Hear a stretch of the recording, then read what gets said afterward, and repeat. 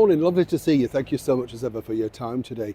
It's a funny thing, isn't it? You know, when you put yourself on live television, you have to be very, very sure, as someone who does this on a daily basis, exactly what you're doing. And more importantly, do a little bit of research on the people that are actually interviewing you, because they will have a plethora of notes behind them. An earpiece, no doubt a secreted hidden screen, telling them everything that they need to know about you. Well, you're supposed to sit there with no sort of notes or anything in front of you, no facts and figures. But of course, if you're in an exalted position like this particular lady, that's right, Angela Rayner, well, some people might suggest it will be simply a no-brainer. But there's a bigger reason as to why this keeps happening to Angela. Let me explain. Good to see you today. Thank you so much for your time, and as ever, lovely to have your company. Welcome on and all brand new subscribers. That's a wave, by the way. It's a bit chilly, so I'm just putting my hand back in my pocket. At least I'm honest, aren't I? Yeah, I don't know, it's just suddenly turned cold again. Frightening, I know. Whatever you're doing, I hope you're keeping warm, and don't forget my sort of medicinal thing, a nip of whiskey on a night. Doesn't have to be an expensive one, just something that warms the cockles, as they say. Absolutely. I think it gets rid of germs and all sorts of stuff. Is it me? Do you believe in that sort of thing? I mean, I think it works better than tablets. I think that's really what's helped at least partly clear my cold up. But, you know, if you've got any other remedies, as ever, do like and share. I'm sure there's plenty out there, aren't there, you know, hanging upside down in a vat or something, I don't know. But there's got to be something. Now, somebody really needs to rescue this particular individual. That is, of course, the current Deputy British Prime Minister, Angela Rayner. But there's a bigger reason behind interviews like this. Recently, she was asked about British businesses and who was exactly backing Labour.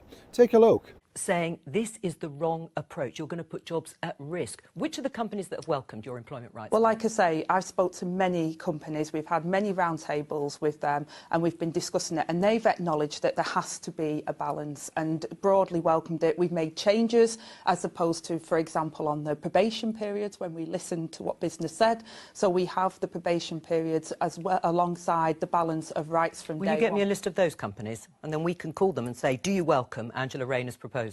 Well, there's been many of the companies that we've worked with, like I say, so many of them.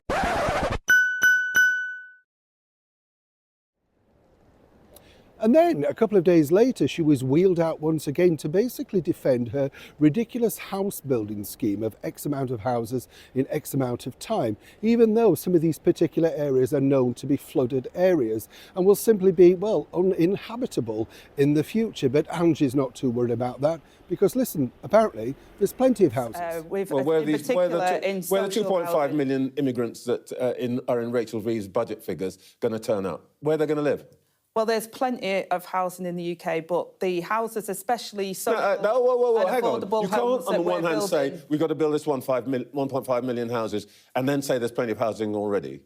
There is plenty of housing, Trevor, already, but there's not enough for the people that desperately need it. So the homes, especially under our affordable homes programme, which is social and affordable housing, there will be there for people who desperately need them, local people. We've already outlined how we're going to support veterans and people who are fleeing domestic violence. Okay. Councils need homes for people that are on the waiting list. I've already announced changes to the right to buy, making sure they have this doesn't quite make sense. So that we can deliver the houses they desperately need. Deputy Prime Minister, doesn't quite make sense.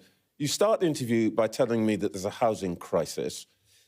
When I remind you that you have said yourselves as a government, we're going to need 2.5 million migrants. Some of them, by the way, people are going to build the houses. Suddenly, there's a lot of housing. Where are these people going to go? Well, Trevor, first of all, when you say about building as well, the previous government did use migrant labour far too.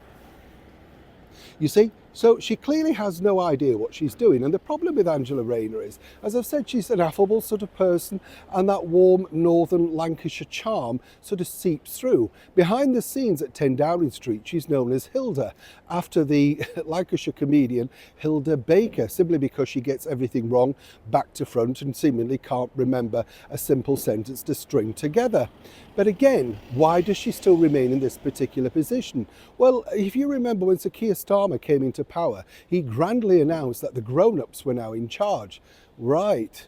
But the thing is, the grown-ups are making an even bigger mess than the previous government. That was the Conservative Party, firstly sort of headed by Boris Johnson, and then, of course, Rishi Sunak with Liz Truss in between. Hope you're keeping up. But the bigger problem now is simply this. Angela is very, very safe in that particular role, and it's quite a simple reason why they do this.